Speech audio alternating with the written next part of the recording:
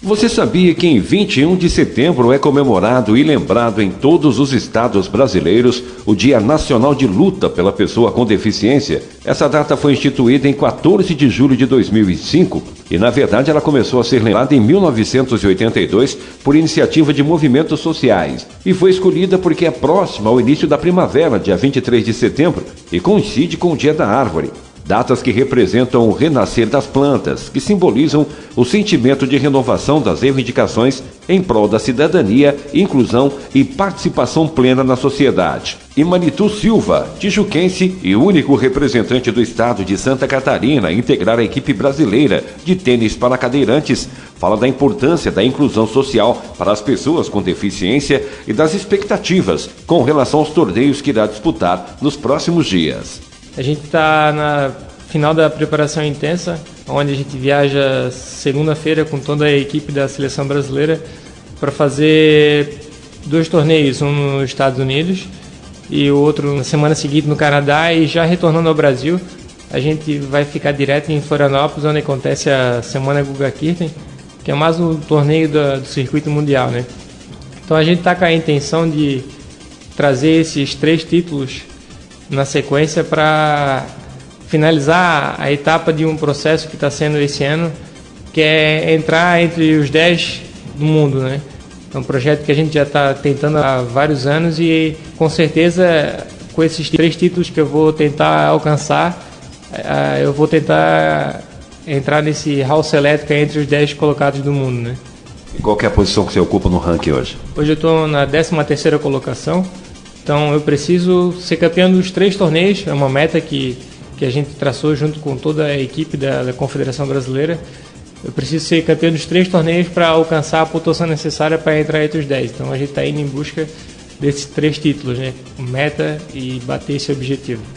E não tem como nós falarmos como atletas sem tocarmos no assunto que vem levantando uma grande polêmica, infelizmente, não só através do futebol, como também vários outros segmentos do esporte nacional, com relação a desvio de verbas, corrupção, que vem prejudicando em muitos atletas em poder se manter no ranking, poder se manter na atividade e principalmente estar conseguindo aí apoio das empresas, dos patrocinadores. Como é que você avalia toda essa questão que infelizmente também tem manchado aí o nome do esporte no Brasil? É uma pena que aconteça isso, né? Porque às vezes essa verba que é desviada é que faz falta para a gente, né? Então é lamentável que isso aconteça. Graças a Deus a gente tem todo o apoio, né? A gente consegue receber o apoio da Confederação, do Comitê Paralímpico. Eu também tenho meus patrocinadores oficiais, né? Que é, no caso, o Sérgio Cardoso, a Cerâmica Porto Belo, Tiuk Imóveis e mais alguns dos outros parceiros, né, que me acompanham nessa trajetória. E é um assunto que eu venho sempre falando, sempre todas as minhas entrevistas que eu tenho a oportunidade de falar, é que o atleta ele não existe sem um apoio, né, sem um patrocínio. Muitas pessoas falam, né, que a gente vai pedir um patrocínio, o governo não faz a parte dele, a confederação não ajuda, mas infelizmente a gente precisa do apoio das empresas privadas porque o governo e a confederação já fazem a parte dela, né?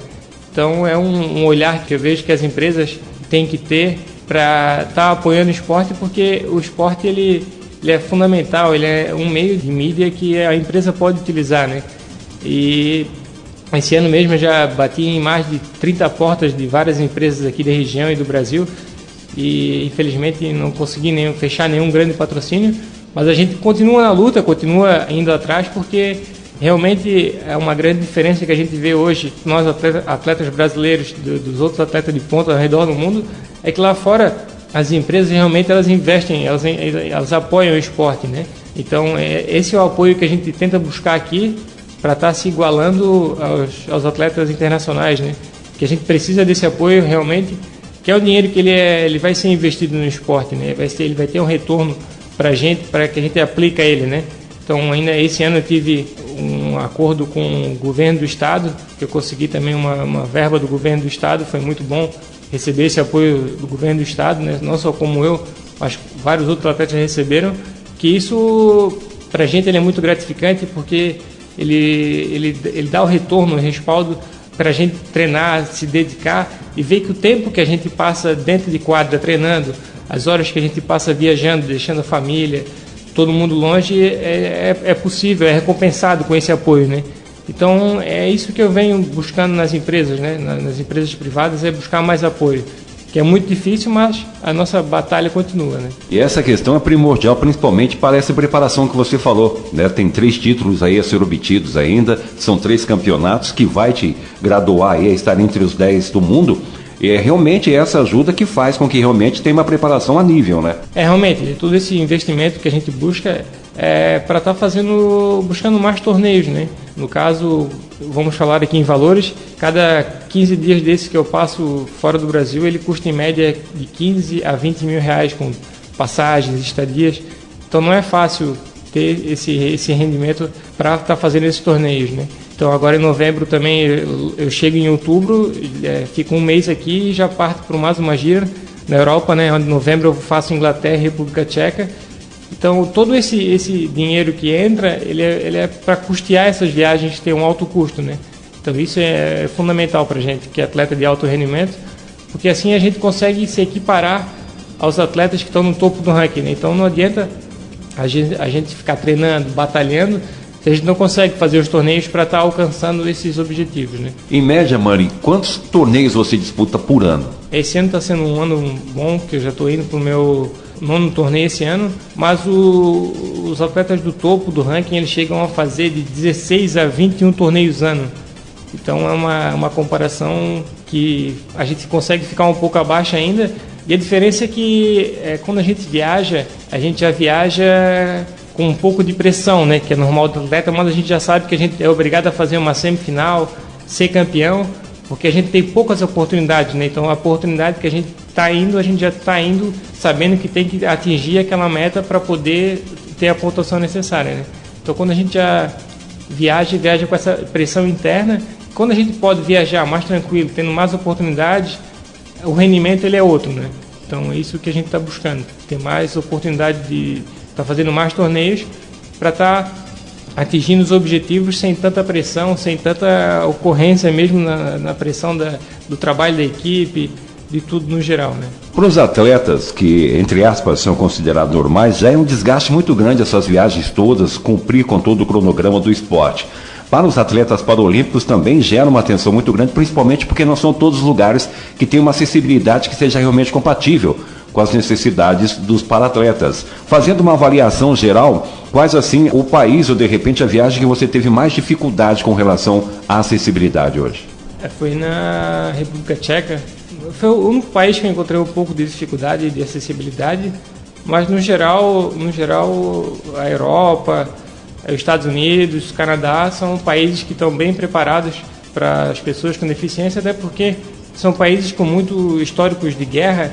Então as cidades já são preparadas para receber esses combatentes que têm algum tipo de deficiência, né? Então todas as calçadas têm rampa, tem acesso, todo lugar ele é bem adaptado às pessoas, o trem, o metrô. A gente encontra muita facilidade para se virar, para se locomover, né, nesses países, principalmente nos Estados Unidos, que é o país que a gente mais faz torneio. É o país que tem melhor acessibilidade hoje, é os Estados Unidos. Nós estamos comemorando aí no dia 21 de setembro, que é o Dia Nacional da Luta da Pessoa com Deficiência, e também no dia 22 de setembro, que é um segmento desse dia, que é celebrado também o dia que se comemora do atleta paralímpico. E nós sabemos que muito se fala em inclusão nos dias de hoje. Um dos assuntos que estão em voga realmente é a inclusão social, é a participação das pessoas com deficiência na sociedade, no dia a dia. Você, infelizmente, vem em decorrência de um acidente que acabou trazendo essa situação para a sua vida. Como é que você analisa hoje essa situação da inclusão e também da acessibilidade em si, falando do Brasil? A parte da inclusão hoje, já faz 10 anos do meu acidente, e de lá para cá eu vejo que isso está mais visível, né? Está mais em prática hoje. Hoje um cadeirante ele não assusta tanto as pessoas, se torna uma coisa comum, a pessoa vê um cadeirante, uma pessoa amputada. Isso é importante, esse olhar das pessoas sem aquele preconceito, né, inicial, que anteriormente assustava um pouco. Também a gente vê que as empresas já estão oferecendo serviços, Hoje em dia é mais comum a gente ver as pessoas com deficiência no meio da sociedade, até porque não tem por que se esconder em casa, se trancar em casa, porque é uma coisa que pode acontecer com qualquer pessoa a qualquer momento. Então, eu acho importante, do jeito que a sociedade hoje vem tratando as pessoas com deficiência, e a própria pessoa com deficiência, ela está se aceitando mais, né? Isso é importante também. A própria pessoa com deficiência, após ter sofrido um acidente ou alguma sequela, ela vê que a vida continua de um jeito diferente, mas, como eu sempre falo com meus amigos, as contas batem na porta, tem que pagar a conta, tem que viver, tem que continuar, e ficar recluso em casa, trancado, vai só piorar essa situação. Então eu vejo que hoje em dia está muito bom para as pessoas com deficiência. E sobre a acessibilidade, o Brasil tem melhorado, as novas obras já têm acessibilidade, mas a gente ainda encontra algumas dificuldades, né, para se locomover, principalmente quem não tem condições de ter um carro, que precisa do transporte público. É muito difícil ainda, mas a gente vê com bons olhos que aos poucos essa visão está melhorando. Isso é importante, né? Para as pessoas com deficiência poderem sair de casa, elas têm que ter um espaço, consigam se locomover tranquilamente, sem precisar de risco para atravessar uma rua, que tenha uma calçada nivelada, que tenha um transporte público de qualidade. Isso é importante até para ela sair de casa com respaldo, com tranquila, né, que não vai passar trabalho, né? Isso é importante.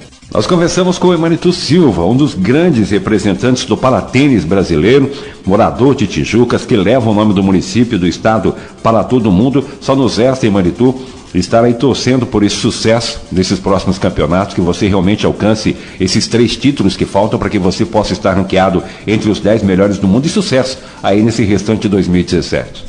Eu sempre agradeço aqui todo o apoio que a Rádio Vale me dá, o espaço disponível, que prestigia o esporte, e isso é importante, né, que a gente tem esse reconhecimento de todo o trabalho que a gente faz. Também sempre agradeço aos meus parceiros, né, novamente, o empresário Sérgio Cardoso, a Cerâmica Porto Belo, o Tiuk Imóveis, que a Porto Belo principalmente, que além de ser minha patrocinadora, eu sou funcionário da empresa, e isso é uma grande honra para mim fazer parte da equipe Porto Belo, que além de estar lá todos os dias trabalhando, me libera para fazer meus torneios, apoia o esporte, e é isso que a gente busca, né? Esse grande apoio das empresas para estar cada vez mais alcançando voos maiores.